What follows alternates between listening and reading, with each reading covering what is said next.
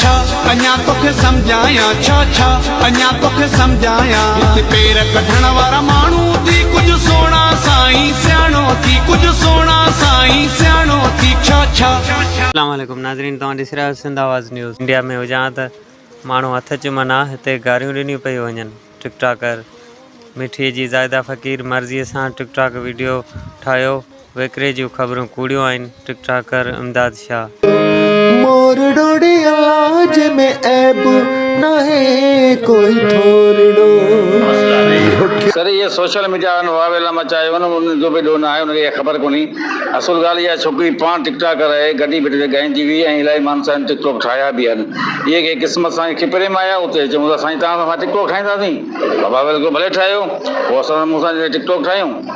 छा आहे त असुल माण्हू ग़लति सोच रखंदा आहिनि। सिंध जूं जेके रवायती नियाणियूं आहिनि उहे असांजूं माउ भेणूं आहिनि। असां इहा सोच न हूंदी, असां पंहिंजी फेमस माण्हू आहियूं, इज़त वारा आहियूं, असां वटि इहा सोच न हूंदी। बसि सोशल मीडिया नहीं हली छो कयो त विकिरो करे वरिती आहे अला अपना ॾे, असां अहिड़ो सिस्टम असां वटि न आहे। बाक़ी जेकॾहिं सोशल मीडिया चवे थो भले बि चवे, असां छा चवंदासीं माण्हुनि खे। जी उहो हिकिड़े ॾींहुं आहे, हिकिड़े ॾींहुं में शाम जो ठाहे वेठे असां विझा हुआ नंबरवार अपलोड कंदो हुयुसि। हिन आख़िरी वीडियो ते थो सभु सिंधी जा सपोर्ट जागी पिया। ॾाढो असीं दुख थियो, ख़ुदा जे ज़ातो कसम खणे ॾाढो दुख थियो त इहे जेकॾहिं आउं एतिरो फेमस इंडिया में हुजां न त मुंहिंजी कदम बोसी करणु माण्हू मुंहिंजा हथ चुमंदा हुआ।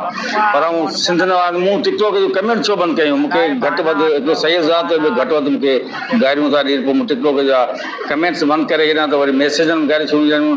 जेकॾहिं कंहिंसां विझो त छा ॾाढो मुंहिंजी दिलि आज़ारी थी आहे।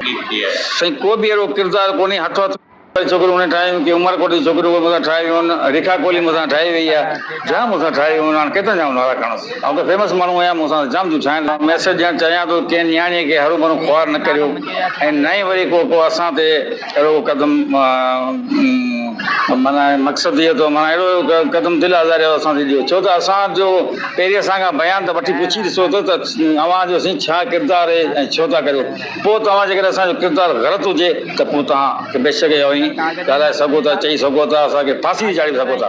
हीअ त असीं आर्टिस्ट आहे। को बि कंहिंजे केॾी महिल कंहिंजो पीउ थी वेंदासीं, केॾी महिल कंहिंजा पुट थी वेंदासीं, केॾी महिल कंहिंजा ॾाॾा हूंदासीं, केॾी महिल धीअूं मां भेणूं ई थी। कंहिंखे सम्झाइण आर्टिस्ट करे सघे थो। साईं इहो गैर इख़लाक़ी आहे। पहिरीं उन छोकिरी खां कुझु पुछंदा हुआ मुंहिंजे बारे में या संधे बारे में, छो त उहो बि कंहिंजी ॼाई आहे, नियाणी सिंध जी नियाणी आहे, पर सभिनी नियाणी आहे, असांजी नियाणी आहे।